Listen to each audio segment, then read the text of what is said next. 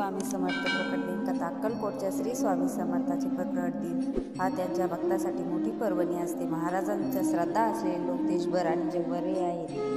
श्री स्वामी समर्थाचा 23 मार्च रोजी प्रीतीनुसार प्रकट दिन आहे। त्या निमित्ताने स्वामींच्या प्रकट दिनाविषयी पौराणिक माहिती जाणून घेऊया। श्री स्वामी समर्थ अर्थात अक्कलकोट स्वामी हे 1856 मध्ये अक्कलकोट येथे अवतरले असे सांगतात। त्यांनी महाराष्ट्रात अक्कलकोट येथे दीर्घकाळ वास्तव केले होते।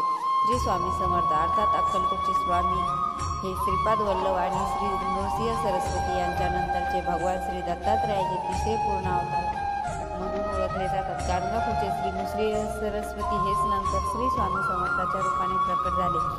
1459 मध्ये माघ वद 1 शके 1380 रोजी श्री नृसिंह सरस्वती स्वामी महाराज यांची गाणगापुरातील निर्गुण पादुका स्थापना केली। यानंतर ते शैल यात्रेनिमित्त साधून कर्दळी वनात अदृश्य झाले। याच वनात त्यांनी 300 वर्ष कठोर तपश्चर्या केली। या काळात मुंग्यांनी यांच्यावर वारूळ रचले। एके दिवशी एका लाकूड तोड्याने वनात आला। लाकडे तोडत असताना त्याच्या हातून कुऱ्हाड निसटली आणि वारुळावर पडली। त्यानंतर वारुळातून रक्ताची धार उडली आणि दिव्य प्रकाश बाहेर पडला। त्या वारुळात एक तेजस्वी व्यक्ती बाहेर आली।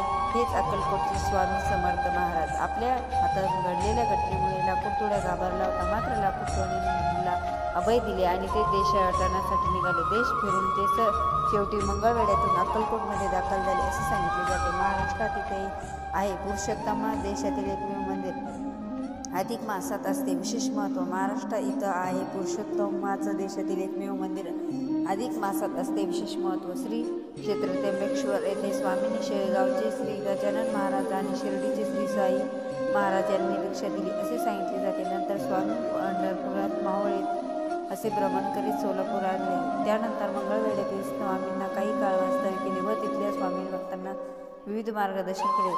भेटेल त्याला आपल्या लीलेने आगळ्या वेगळ्या पद्धतीने दुःखमुक्त करून कार्यरत केले।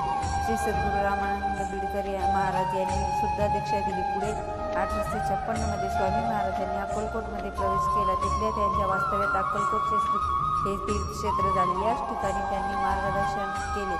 स्वामींना 1878 मध्ये अवतार संपविल्याचे दाखवले, पण प्रत्यक्ष स्वामी आजही भक्ताच्या पाठीशी राहून त्यांना मार्गदर्शन करत आहेत असे सांगितले जाते। तुम्ही जर या स्वामीच्या विचाराला सहमत असाल तर व्हिडिओला लाईक, शेअर आणि सबस्क्राईब करायला विसरू नका। Thanks for watching. Shri Swami.